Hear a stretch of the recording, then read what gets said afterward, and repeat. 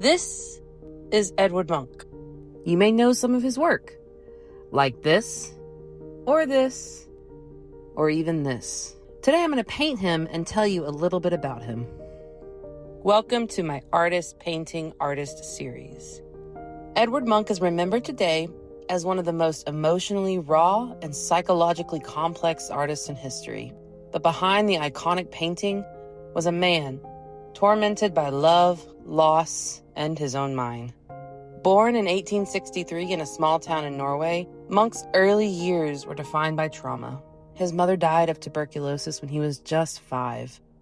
His favorite sister followed not long after. Death and disease became part of his everyday reality, themes that would haunt his work for decades. Munch wasn't interested in capturing the visible world. He was obsessed with what lay beneath it. In a quote, he says, "I do not paint what I see, but what I saw."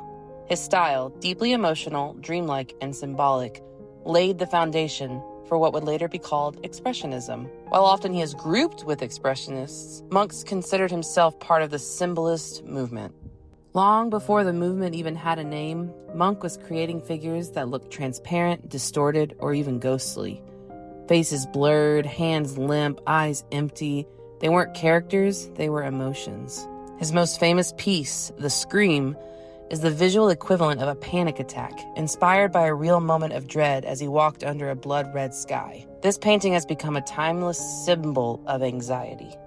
Munch's personal life was just as turbulent. He struggled with intense relationships, feared abandonment, and lived much of his life in isolation. He battled depression, drank heavily, and was eventually hospitalized after a nervous breakdown.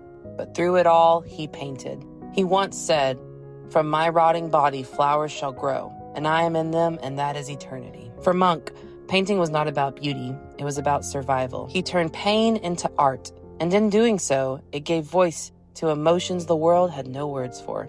He also painted over 80 self-portraits, capturing himself across decades in many moods and styles. Long after his death, his work continues to resonate. It is a testament to the power of vulnerability and the truth that art can emerge from even the darkest places. This is Edvard Munch.